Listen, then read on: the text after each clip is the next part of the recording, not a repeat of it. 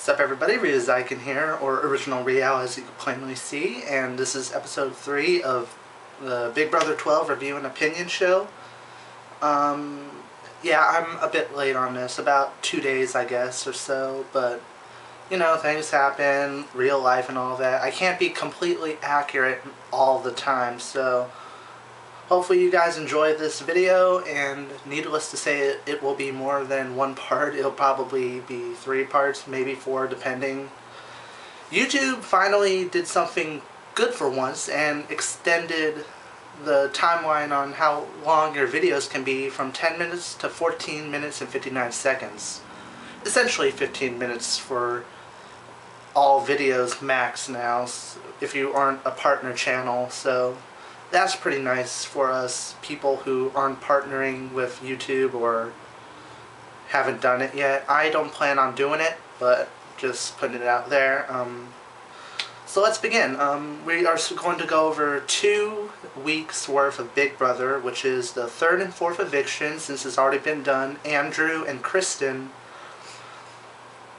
And we'll start with Andrew's week. Let's see, it's been a while.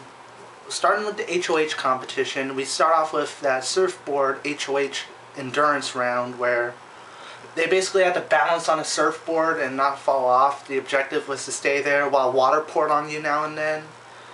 And those surfboards would go back and forth, side to side, so it's kind of like you're really surfing. And that was a cool challenge, and needless to say, some people did surprise me in terms of how long they lasted in the competition. Let's start with the people who became halves for the week. Kathy, Lane, Brittany, Hayden, and there was one more. Alright, give me a second guys, give me a second. This will only take me a moment. Divide to 2, carried by 3, oh, what the hell, it doesn't matter. The first 5 people to drop would become the halves for the week. The rest would be have-nots or the HOH. Rachel is automatically a have because she was the HOH of the previous week. By the way, I can't stand Rachel. Just putting it out there, don't hate me if you're a Rachel fan. The final 5 in the competition was Enzo, Andrew, Reagan, Matt, and Enzo, Andrew, Matt, Reagan, and Brendan. There we go. And needless to say, the people who surprised me the most in this competition was Enzo and Andrew and Reagan. Matt and Brendan, I kind of knew from the get-go that they would last a while. Brendan because of his back being against the wall, and Matt because the moment I saw the competition, I knew that the big and buff guys were probably going to be some of the first few to drop, like Lane, for instance, because big feet, let's think about it here, big feet, a lot of body mass, and it starts going side to side and back and forth and all that, and you are just bound to lose your balance. So the short guys, specifically Matt and Reagan, I kind of knew from the get-go they would make it pretty far in the competition. Enzo is one of the older people in the house, and he really surprised me with how long he lasted. Andrew was also a surprise. He was the basically third place in terms of the competition results, and I feel for the guy because he can't eat slop because it is not kosher. I really respect him in all that regards, but I kind of wish he would have won because I wonder what his decisions would have been. He's pretty close to Brendan and Rachel, so there was a chance he wouldn't have nominated them. Brendan and Rachel were hoping that anybody but Matt would not win, and guess what? Matt wins after him and Reagan are the last 2 remaining, so seeing Matt is from the brigade and everybody in the house basically wants Brendan and Rachel out, you would assume he would put Brendan and Rachel up on the block, right? Well, no. Sorry, I just ate lunch. But what he did was completely unorthodox and completely out of the box. He got 2 votes against him during the eviction between him and Monet. One of them was obviously from Brittany because Brittany and Monet were close friends, but who was the second vote? Well, I don't really get how he deduced the fact that Kathy was the one who made the second vote, but he found out that Kathy voted against him. Whether or not it was somebody else who told him, I don't know. I don't watch the live feed, so I don't know everything that happens that we aren't shown in the normal episodes. If somebody can inform me what tipped Matt off to the fact that Kathy voted, I need to take a breath. If anybody can tell me what tipped him off that Kathy voted to evict him, I would be really grateful, because I kind of wonder how he figured that out. But he put Kathy up, and then he put Andrew up after informing Andrew he maybe put up as like a pawn and all that. So his goal was to evict Kathy out of the house that week, which makes no sense because Kathy is a horrible competitor. And I'm sorry for the Kathy fans. I'm a Kathy fan myself, if that's a tongue twister for me. But she does not do well in competitions, which really surprises me, because the deputy sheriff, you would think she's a bit more physical, a bit more agile and all that, but nope. Unfortunately, Kathy is not doing very well in the Big Brother house in terms of competitions. But really, I don't get Matt's judgment. Why not put Brendan and Rachel up instead of trying to garner favor from them? Because in the Wednesday episode, the Power of Veto episode, the brigade approached him into saying, okay, we need to backdoor one of them. And why didn't you put them up and all that? Matt's playing his own individual game right now, next to being part of the brigade, which might work against him in the future. But yeah, he eventually agrees that he might backdoor one of them, and the goal is to backdoor one of them. But guess what? Brendan wins the veto.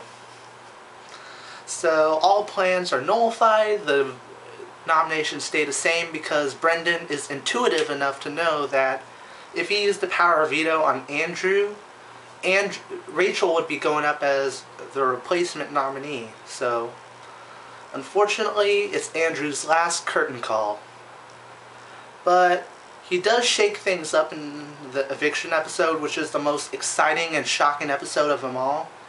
Andrew makes one of the most memorable, I can't pronounce the word, but you get what I mean, one of the best speeches, the best eviction speeches ever, which he calls out Hayden and Kristen's romance. And reason being is, I guess, he felt offended that Kristen was not comforting him, that he was on the block, and she was there comforting Kathy, because she and Kathy are close friends, as you can plainly see. So Andrew took offense to that, and I guess, and he didn't really like her attitude. So he called it out in front of everybody. There was drama even as the eviction was taking place, and once Andrew was out the door, Hayden and Kristen were like, uh-oh. And Brendan and Rachel saw this as like a glimmer of hope, I guess. Rachel ends up winning the next HOH competition. And let me see if I have enough time to keep talking. Oh yeah, I'm speed rolling through this. Okay, Rachel does win the 4th HOH competition of the summer, but you know, I kind of want to spend this one episode discussing what I think of the third week in general, leading up to Andrew's eviction, starting from when Monet was evicted. Some of his house guests surprised me in ways that I didn't expect to be surprised. Needless to say, the HOH competition was one of them. How many of them lasted long? Enzo, Reagan. Reagan was really impressive. I'm starting to really like Reagan, even though he's a bit of a floater. And there's no doubt about it, he is a floater because he hasn't won any competitions, he hasn't stirred any waves really. It's kind of funny because he was talking about lying and deception and all that, and he would do that in the Big Brother house once he got there. The only real lie he did was about his occupation. Besides that, all he's really done is look out for people like Annie and Kathy. he's really taken by their stories and their lifelong stories and their hardships, like Annie being bisexual, Kathy being somebody with, God, some sort of disease. But besides that, other things that surprised me is Matt's little strategy here. He's playing the social game. And he is doing it rather well, mind you. I've seen some of the clips. But Matt is doing some things that might bite him in the ass later, such as going after Brendan and Rachel. Obviously, he's the next target for them. And he's also spreading a lot of lies, like his wife has some sort of disease that she really doesn't have. Andrew caught on to it, but I guess he finally broke down and believed it. And Matt's wife does not agree with the lie, but she sent that HOH letter for when he won HOH, kind of helping the lie be more believable.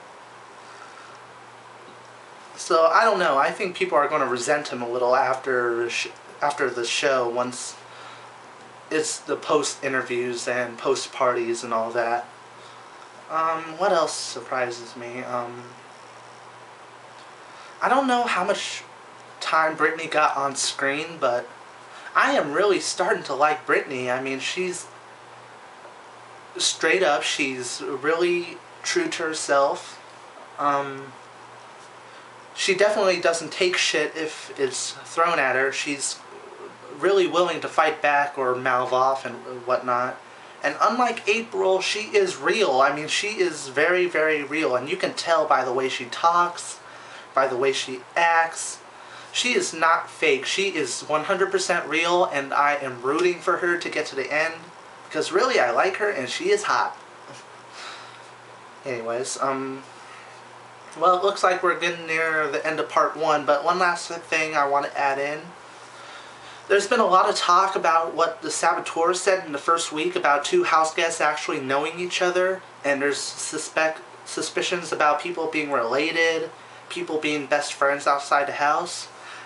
I think Brittany and Kathy might be related. I mean, some other people has commented on Quirky Dude's Big Brother 12 videos about Kathy and Brittany possibly being related, and when you think about it, it might be true, because Kathy says she has a 22-year-old son.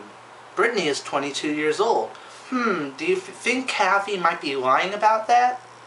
And also, they look kind of the same. They have the same sort of accent, in my personal opinion. There's just a lot of similarities, and Kathy showed a lot of concern once Brittany fell off that wiener in the first HOH competition. Though I would have been concerned too. So, a lot of suspicion there, but that's all the time we have for part 1. Part 2 we'll discuss week number 4, leading up to the HOH competition being shown on TV tomorrow. I'm OriginalRyou. Hope you are enjoying this so far, and I really need to learn how to take a breath while I talk, so see you guys for the next part. I can figure out how to turn this off.